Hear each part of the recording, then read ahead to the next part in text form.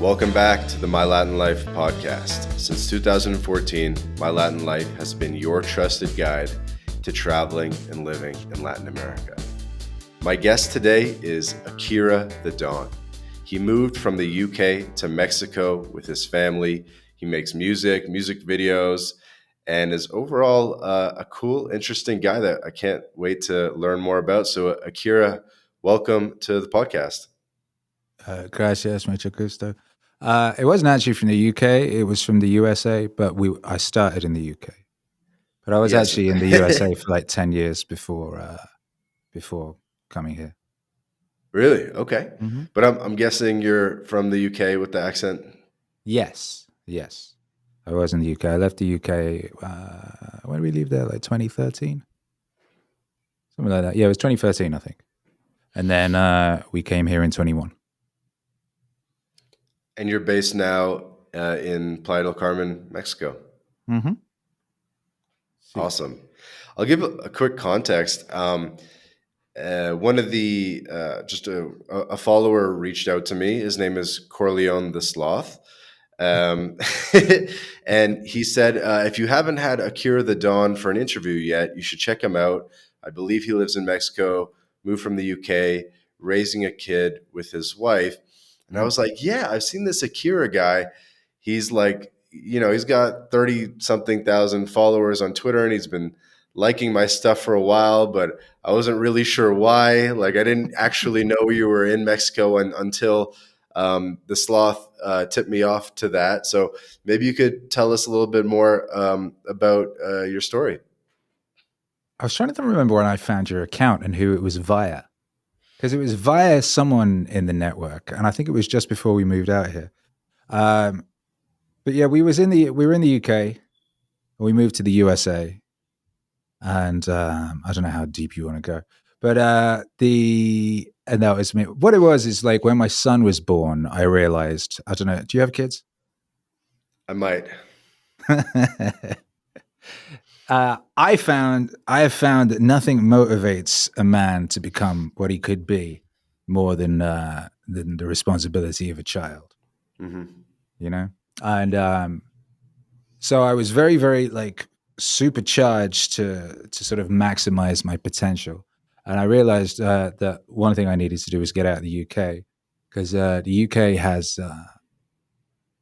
a very bad kind of like mindset issue in it, which is attached to what some people call tall poppy syndrome. It has it's to do with the class system.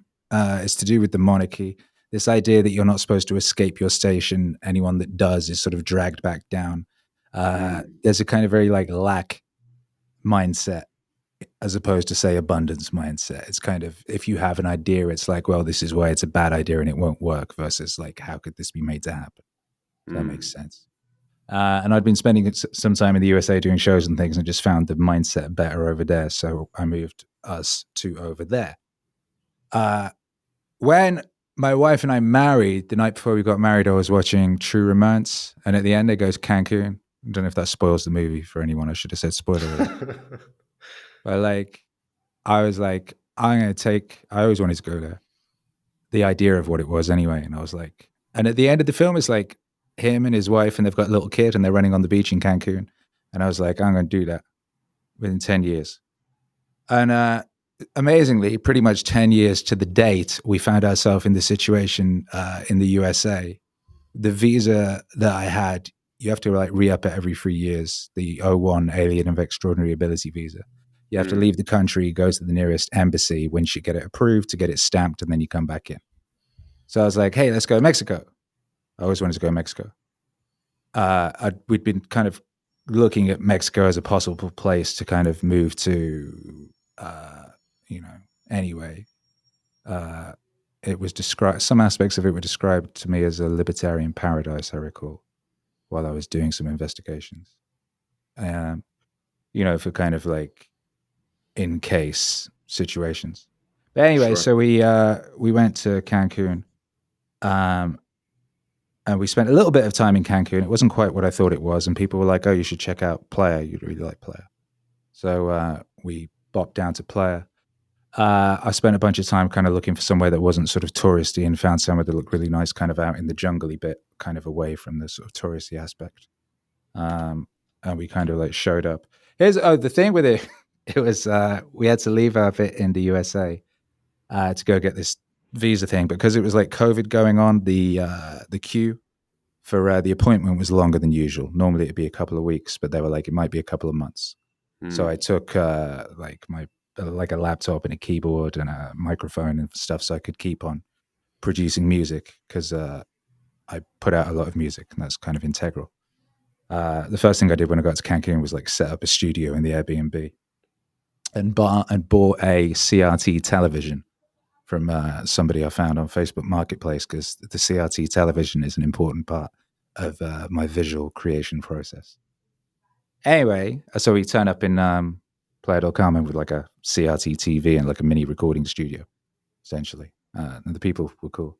But anyway, we discovered not long after that that they did a switcheroony thing with the US that you couldn't re enter the US if you weren't vaccinated, um, Hmm. which wasn't something that we wanted anything to do with. But luckily, by that point, we'd already fallen in love with where we found ourselves and made friends with people and found some really just beautiful kind of everything uh, life stuff, the things that make for a good life, neighbors, people, gymnasium, stuff like that. So we decided to stay, and we've been here ever since. In the And place that we arrived at in Playa, the studio I'm in now, the people who own the kind of compound that we were renting an Airbnb on, built this studio for me. They became fans of the music and wanted to create somewhere that I could work properly, like an actual sound treated studio, as opposed to working out of Airbnb rooms. yeah, I need that too. You can probably tell my audio is a little bit echoey where I'm at. You can fix that shit pretty easy nowadays with like various post processing. But yeah, it helps. I was spending so much time fixing bad sounding stuff for like 2 years, working out of essentially like living rooms or whatever. Hmm. And now, for the first time since leaving the USA, since the whole COVID stuff, I have a proper studio again, and it's beautiful. I can step in here, everything is set up. The video side of the place is set up. The music side is over there. It's amazing. And when did you make the move to Mexico? It was May 2021. Okay, so it's been a solid over 3 years now. Yeah. Some people talk about when you move to a new country, there's kind of like a honeymoon phase for the first year or two where everything's Mm. new and exciting, and then the reality sets in. Was that your experience, or? Yeah, of course. And I've moved to enough. I've moved around a lot over the years. I started in the UK, and I grew up in North Wales, which is the left hand side of the United Kingdom. Is the bit that looks like Lord of the Rings. And I left home Sure. when I was just before I was 16. I moved around a lot. Moved around the UK a lot. Moved around the USA a lot. Lived in a lot, and that's the case everywhere. You can kind of get addicted to that new place feeling. I've seen people do that. You know, there's nothing quite like that magical feeling of like entering a new place, going into a new town or a city or something, Yep. finding a bar, like reading a book. You know, that it's a magical feeling. Uh, but yeah, you have to get through it to the reality of things. That is very much the case, or you just keep bouncing around forever.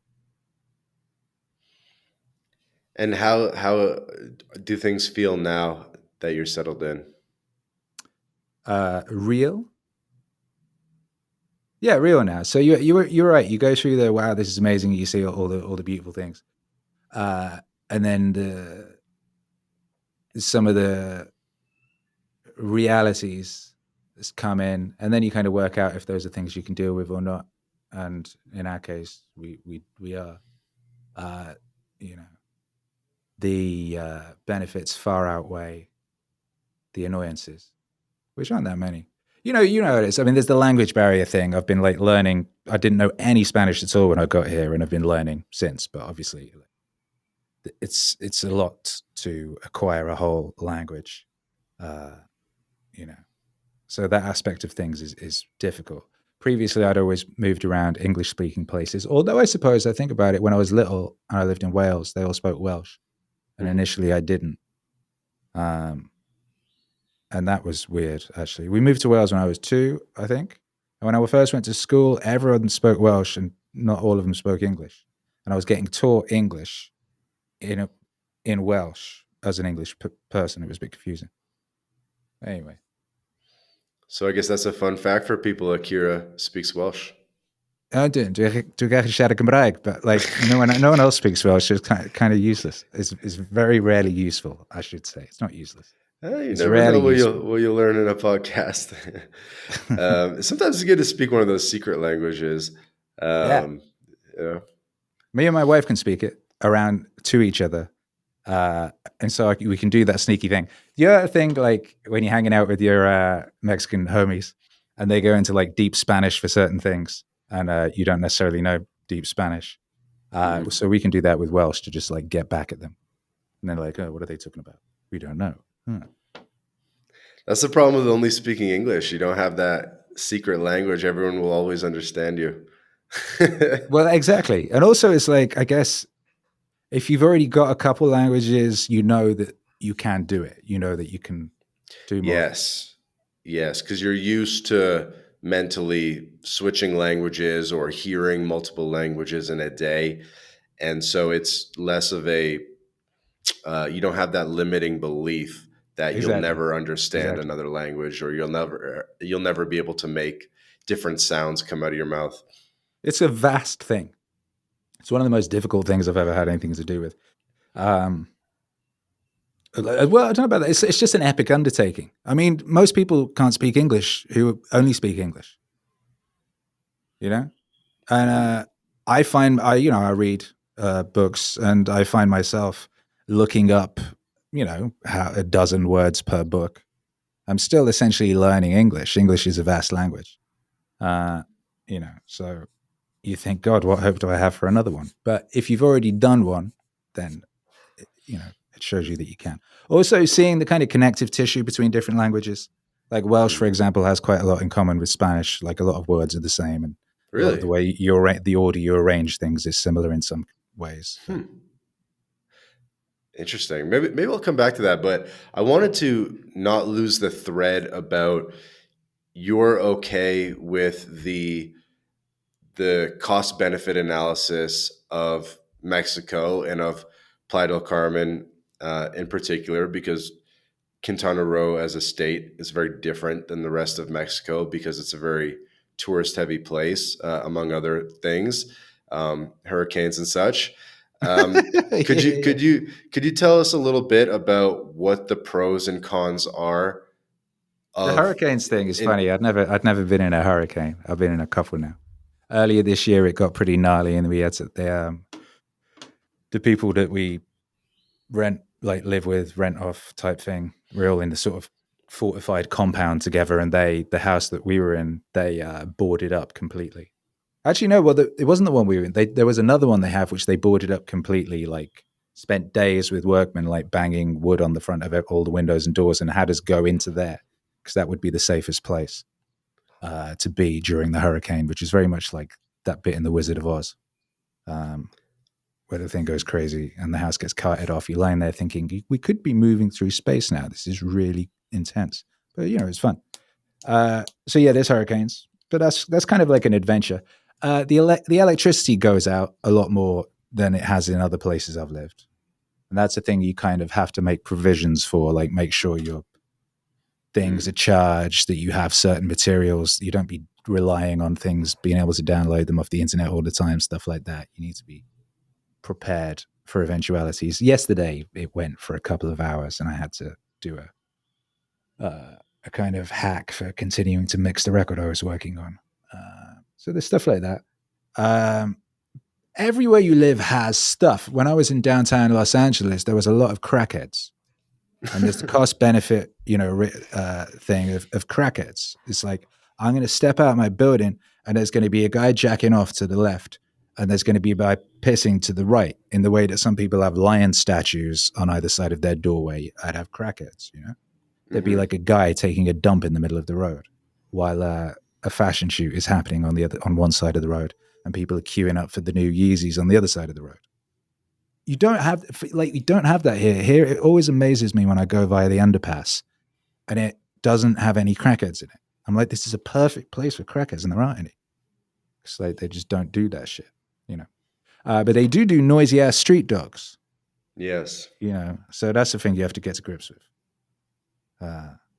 You know, so it's shit like that. But anywhere you live, you have that, right? You're in the UK. You go, okay, I'm in the UK. People have a very negative attitude and they're very bitter, and they might throw a brick at you and shout "faggot" if you're not wearing whatever the required clothes are that year or what have you, right? Like, I ain't got to worry about people throwing bricks and shouting "faggot" here. There's so there's like wherever you are, there are things and that are unique to that place, and you work out what's good. The quality of life here is wonderful.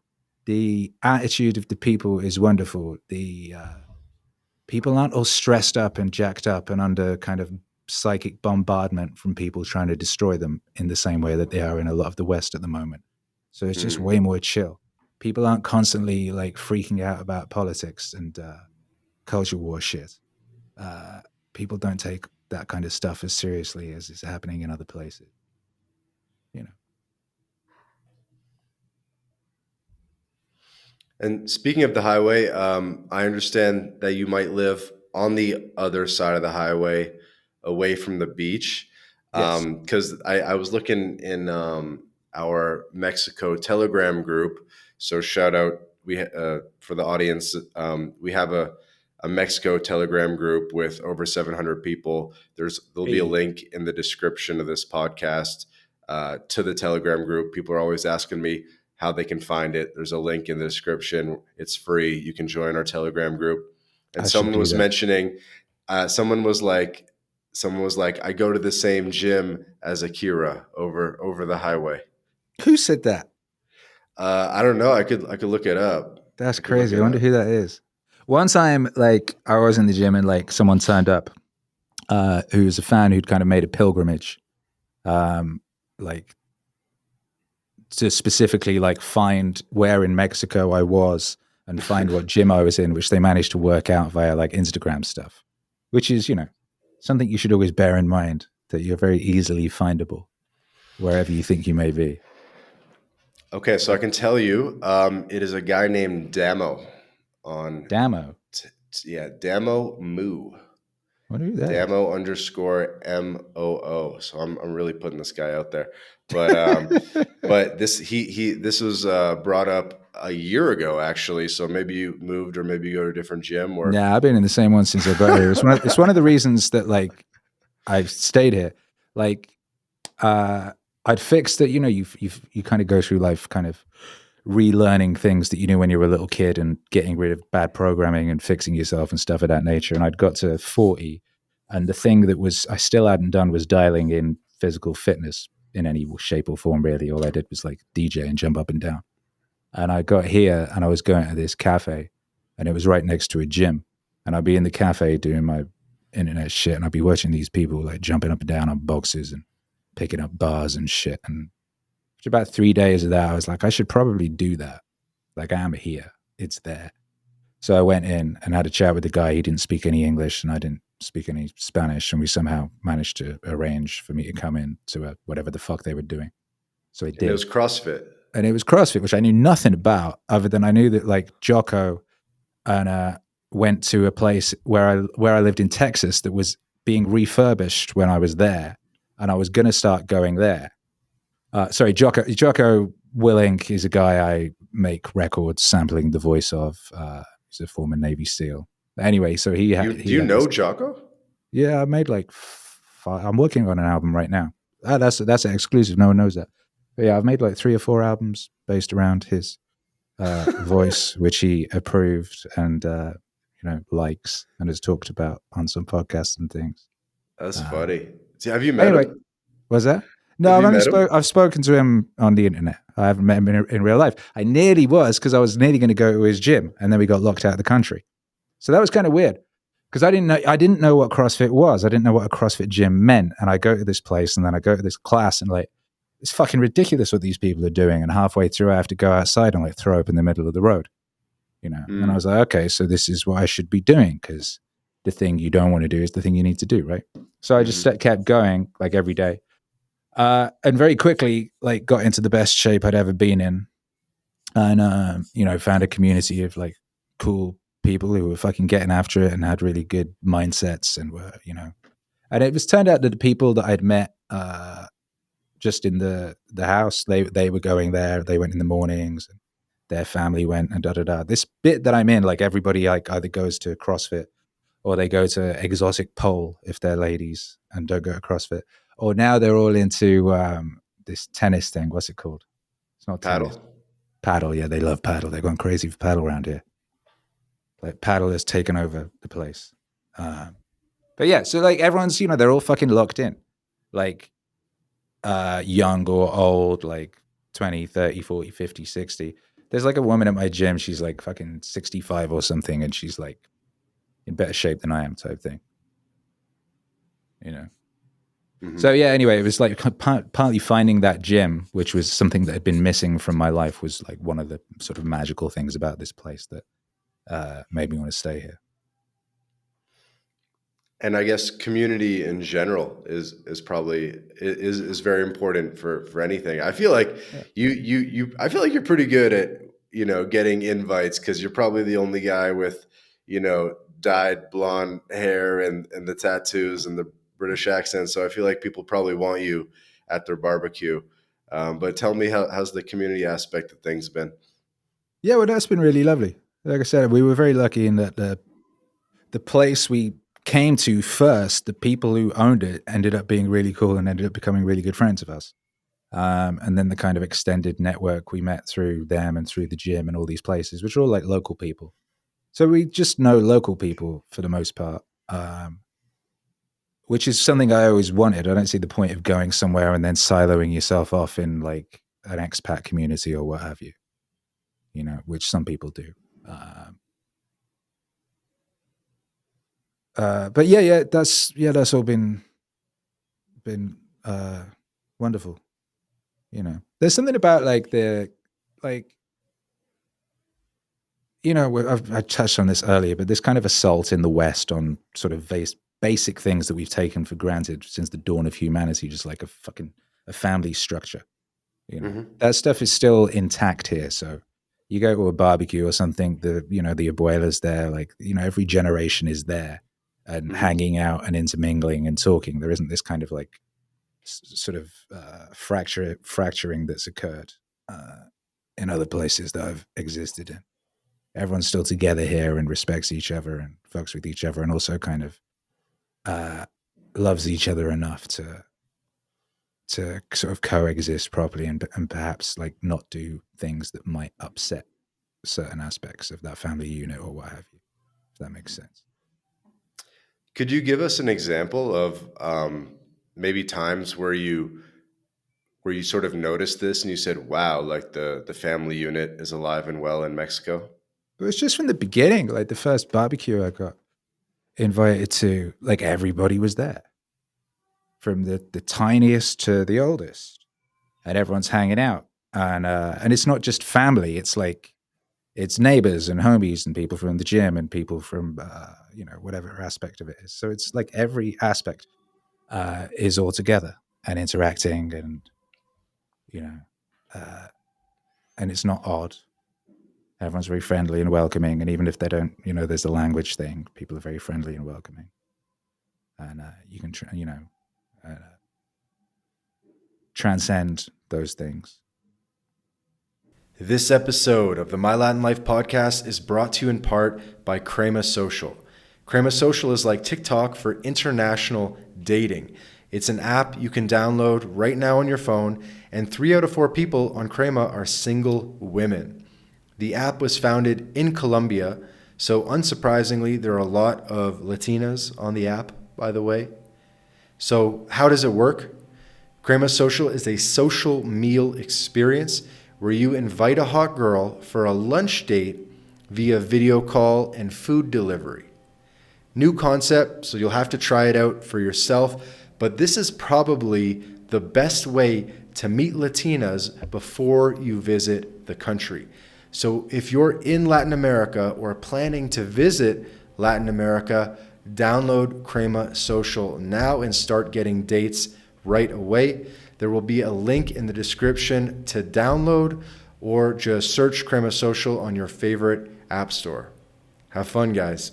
This episode of the My Latin Life podcast is brought to you in part by Bit Refill. Bit Refill is the best way to spend your crypto in Latin America. Purchase gift cards or mobile refills from more than 3,500 brands in 186 countries instantly, safely, and privately. You can also apply the code MyLatinLife at checkout to get 10% back on your first purchase. Go to bitrefill.com for more information. This episode of the My Latin Life podcast is brought to you in part by Job Stacking. If you are a remote or hybrid worker looking to maximize your earning potential, then Rolf Holtze, the author of Job Stacking, guarantees you'll be able to double your income. This is the exact system Rolf has used to take his own income and those of many others beyond $20K a month. So what is job stacking? It's this idea of working multiple remote jobs. You might have heard Rolf, he's worked 5, 7, even 9 remote jobs at the same time before. And by the way, job stacking works equally well for non-technical roles. So no, it's not just for the nerds. So if you're ready to job stack, then book a discovery call with Job Stacking and see how they can double your income in just 9 weeks. In the show notes in the description, there will be a link where you can book a call directly on the Calendly of Job Stacking and be talking with them as early as tomorrow about how to double your income as quickly as possible. It's funny. It's like you could roll up. If I could see for someone who's new, you roll up to a barbecue, you might see like 3 old ladies and maybe in the wheelchair or something. You're like, is this the barbecue or like is this the? Yeah, exactly. And actually, I remember initially I was a bit like, but you get used to it quite quickly, and then it's very normal. But it's like, yeah, there will definitely be like some super old ladies and like laughing. There'll be little kids that like running around, causing jumping in pools and climbing things and what have you. And there'll be like the cool, super cool. Fuck did that go? Yo, 1, 2, 1. Yeah, there'll be like the super cool people. There'll be like every aspect. Yeah. And it's very normal, and they hang out, and they'll maybe fracture off into little groups and then come back together. And I think I've noticed as well, there's like, because there's certain things that would cause problems in some places I've lived in the West, where it's like, you don't want to listen to the music that grandma wants to listen to, perhaps. Right. Whereas that's not the case here. Everyone's very happy with traditional music, and they want to listen to traditional music. And I've noticed that, recently, a lot of the kind of younger generation of music is very, very rooted in the traditional. There's this sort of post reggaeton movement has gone right back to the origins of things. So you'd be hearing a record that you think is from the 50s, but it just got made last week by like a fucking 17-year-old with like a, Buzz Broccoli haircut. Yeah, just with the acoustic guitar or something like that. Yeah. Yeah, I definitely feel like the West is very segregated by generation and things like that. And for example, I never had any exposure to babies like my entire life until I came to Latin America. Like I had never everywhere, right? I had never held one. I had never really seen one up close. How is it that you can go 25 plus years in the US and you just never even see a baby up close? You know what I mean? It's been a very successful psyop. They've fractured the entire sort of family aspect. They've propagandized to the point where like people feel bad about taking their kids out in case they might make a noise and piss off some people, that whole mimetic thing. Which doesn't exist here. It's like, you know what I mean? Like you get like people get all angry that people bring kids on planes or bring kids to supermarkets or what have you in the West. People get angry about bringing a kid to a supermarket? I see people moaning about that shit. Really? You see a lot of people. You could go look that up on X and you'll find lots of instances of people posting videos getting really mad about people with kids in supermarkets making noise and stuff of that nature. Damn. it's got real fucking gnarly. And the old people have all been locked away in homes, so you never see them, and they're scared to go out on the streets anyway, so you don't see them in the daytime. And the married people don't mingle with the younger people who go to the clubs or whatever the fuck it is, and everyone's kind of split up in these by generation, and ne'er the Hmm. twain shall meet. Whereas as we were saying, that was one of the things that I really loved here was that everyone was together, and people still they'll live together. People will have a plot of land and they'll all live on it. And just here, for example, the Juanita and Benji who own the place, recently she got her mother here. Her mother was getting older. She was living in Colombia. Then she brought her over here, and now she lives here with her, and she looks after her, sees her every day. Da da da da. Because that's what you do. That's how it should be. Yeah, it's really weird. We've forgotten just such basic things uh, in the past, like I don't know, 80 years or whatever it is, 50 years, 80 years. It seems to be kind of like ramping up a bit, but just fundamental, basic aspects of humanity that make life as it should be uh, have been forgotten. Yeah, I kind of you definitely pointed out to me that it's true that like in the US, married couples only hang out with other married couples. Yeah, They don't hang out with like single people or people, 5, 10 years yeah, younger than them. But in Latin America, like definitely no problem. yeah. And it's crazy because you have all this, different kinds of wisdom can only be imparted by certain people, right? Exactly. And different kinds of modeling can only be done by certain people, right? If you're a little kid and you're looking at the various stages of manhood, for example, if you're a little boy, and all you're seeing is this one aspect, that's kind of then easy for when you go off and start. With his, I remember a friend of mine. He had a kid like 15 years before I did, type thing, and he was warning me about certain stuff. And he's like, when they get to a certain age, they're just going to want to go off with their friends, and they'll just, you know, and you'll think because that's what everyone does in society, you'll just let them, but that's dangerous. That's how you end up getting drug addicts and stuff of that nature, because they just start modeling themselves on the friendship group, right? They've kind of divorced themselves from the parental uh, modeling, and they just Hmm. switch it to the friendship group, and the things are separate because they never really hang out together or are together. So Hmm. they start modeling themselves on the friendship group, and obviously that's fucking kids, and they're stupid. Uh, and that's how you end up with all the issues of getting into drugs and problems and things of that nature. Uh, Whereas that doesn't happen over here, because here everyone's all together. So you'll see an uncle and you'll see cousins and you'll see a 17-year-old, 15-year-old, 28-year-old, 42-year-old. Like every aspect of it will be around. And as a little kid, you'll see all of that. Yeah. And No, it it's will definitely be true. there. And you can go speak, Yeah, I mean, and just in the U.S., you try to if you tried. How old's your son now, if I might ask? Or he's on 11. 11. Okay, so that's decently old. Like Funny, do you have he's words, pretty certain aware. words that you like default to in the different in Spanish or whatever? What do you Like mean? in that one, my brain went straight for once Once. rather than Tiene 11. once. It's like certain words I'll go straight to in Spanish now, and certain words I will not. Well, most I will not because I don't know them. But that's just interesting. But yeah, he's 11. When we got here, Like he 8. was 8, 7, 8, which is Mm-hmm. quite a difference. So when he came out, he's like still like little kid, and now he's like bordering on the edge of not little kid. And it's really cool Yeah, because a yeah. lot of people here that we know here have seen him grow up. You know, like he comes to the gym with me, and everyone's just like they remember him when he was really little, and now he's less little, and that's a nice thing to have. How's his Spanish? Not very good. He's always like, oh, it's going to be great for him. He's like little; it'll be really easy for him to learn. But he's been somewhat resistant. Um, we'll see how that goes. He's picked up some, but I just assumed, oh, he's little, he'll just fucking learn it in like 6 months. It'll be really easy, but that wasn't the case. And if we could talk about parenting for a quick sec, because it's pretty rare to get the opportunity to hear the experience of an expat raising kids in, say, Mexico. What have you sort of learned, or what differences have you seen compared to the way things are done in the U.S. versus the way things are done in Mexico, and maybe how you've had to change your approach?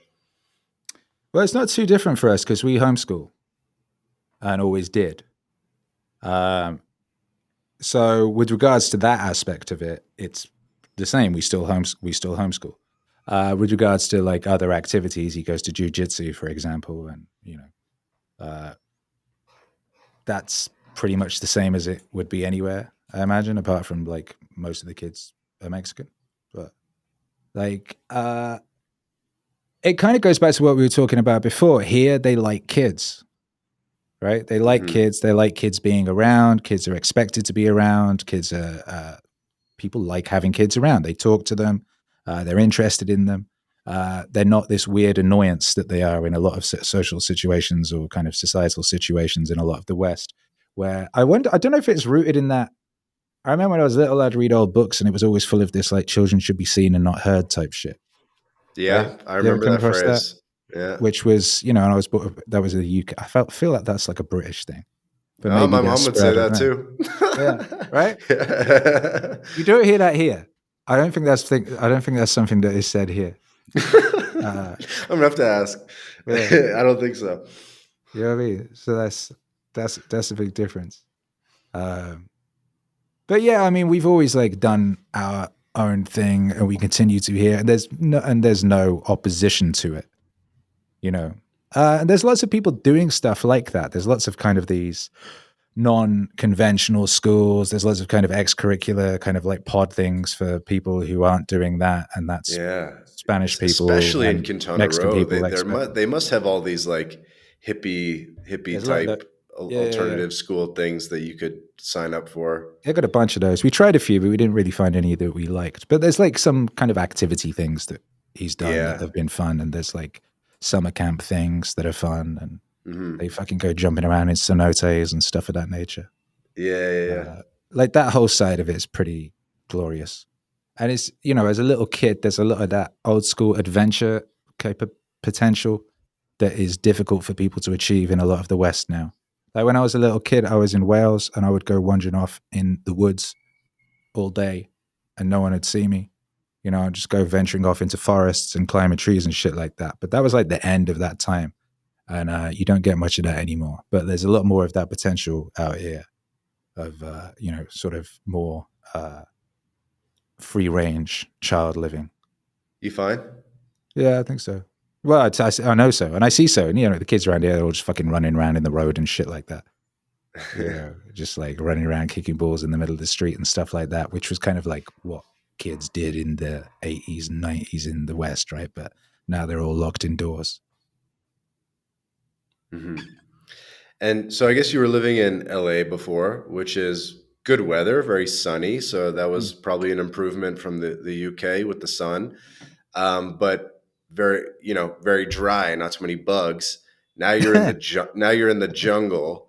Yeah. You got monkeys in the forest, jaguars even, all types of different animals you've probably never seen before.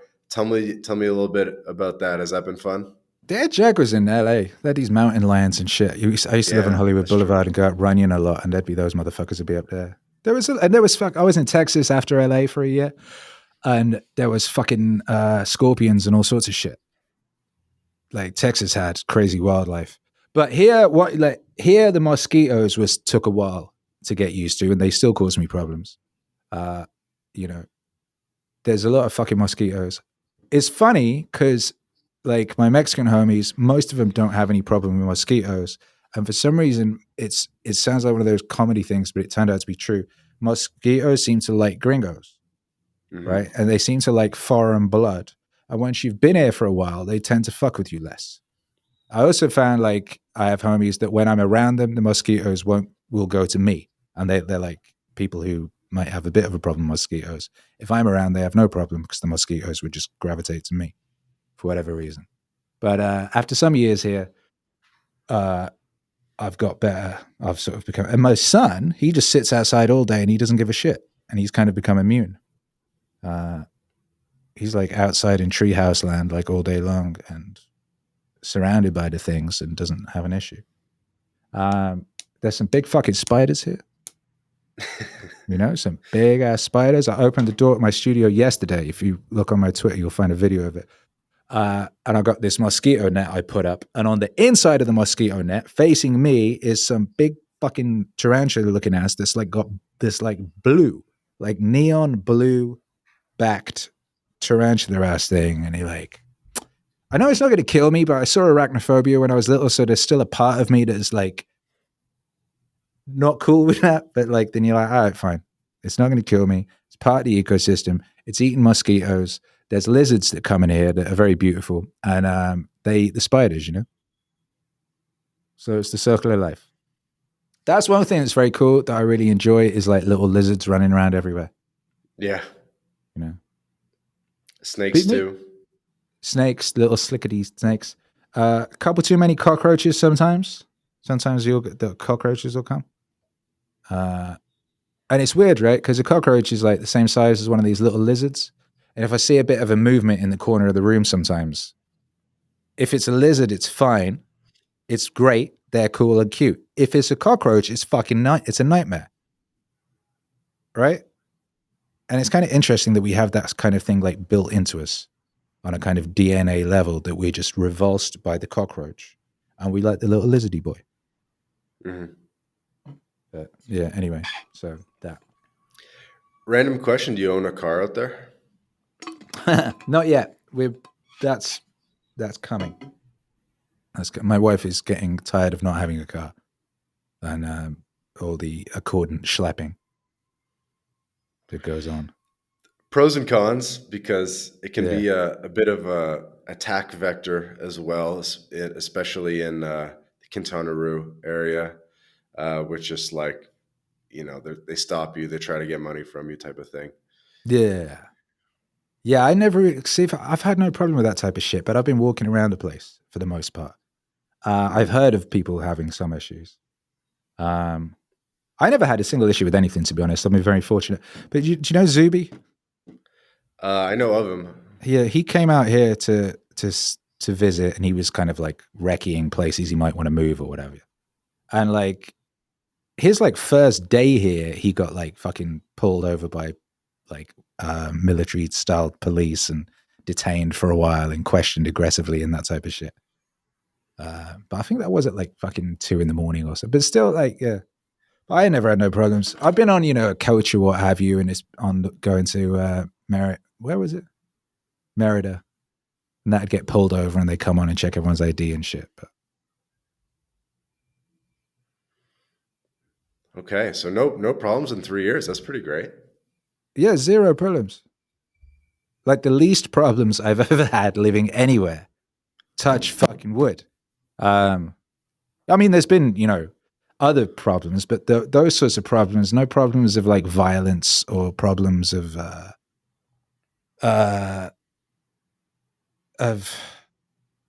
anything in that stratosphere. And there was a lot less of that in the USA than I'd known in the UK. Like the UK is the most like hyper violent place I ever lived, particularly like Cardiff on a Friday night. But like way more so than, I hung out in like Little Haiti in Miami and places like that were like way more chill than like bits of North Wales on a Friday night or bits of South Wales on a Friday night. But yeah, here's just muy fucking todo tranquilo. Like, it might be also that I don't put myself in certain situations, I guess. I stay away from touristy stuff for the most part, But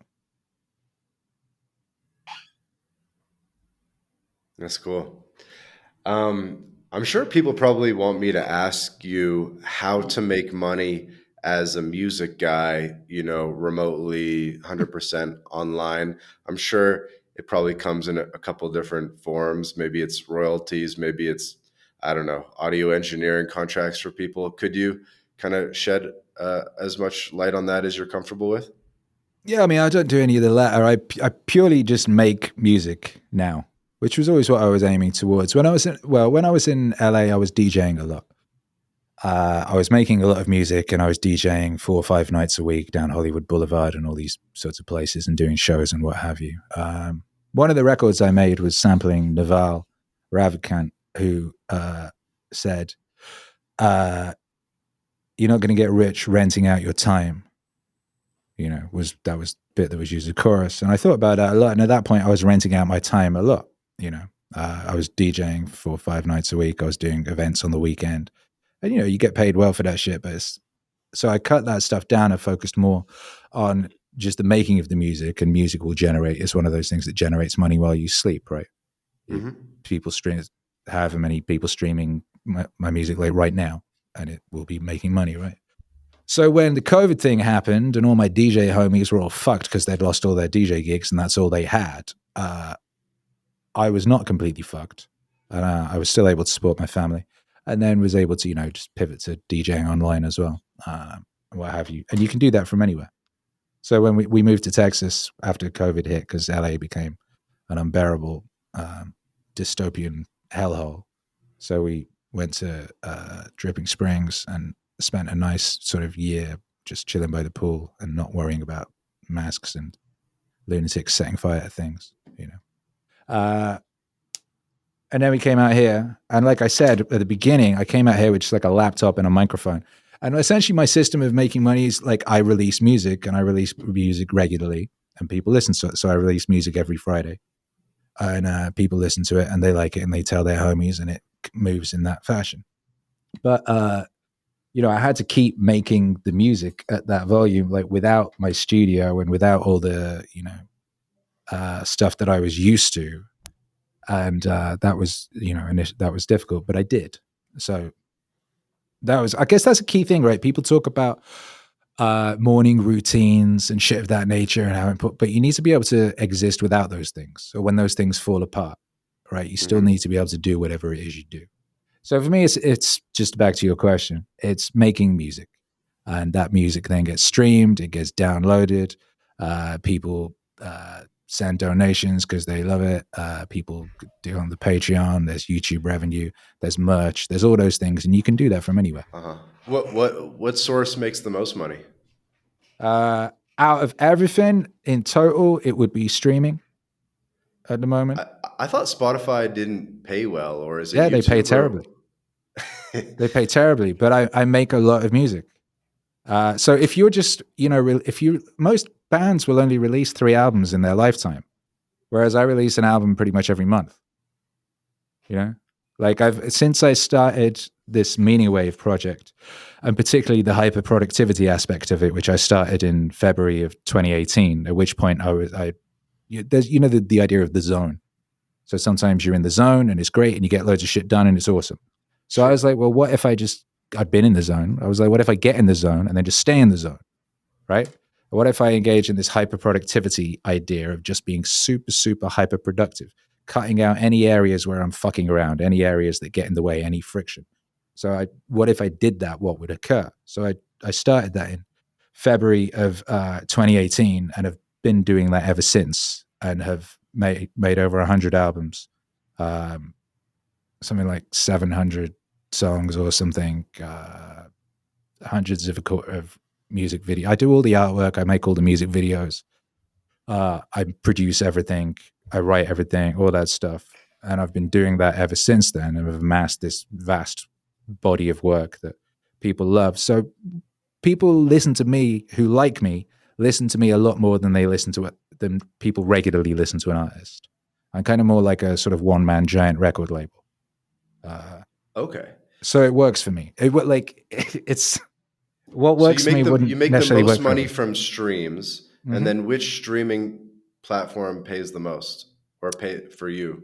They all pay very little, so it's more like which one do people use the most, and people use Spotify the most, which also hilariously pays the least. Spotify pays like 0.003 per Okay. dollars per stream. But So obviously you gotta at volume, it becomes pretty decent. at volume, yeah, it has to be big fucking volume, and people need to be listening to a lot of your songs. for that to work. And like I said, there's all the other stuff like merch and all the other various things that are sort of adjacent to it. There's publishing as well, which is another aspect of it.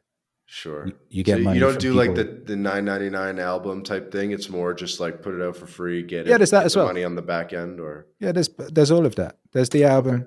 We do vinyl, do CDs. You can buy downloads. But most people these days stream because it's easy, Yeah. right?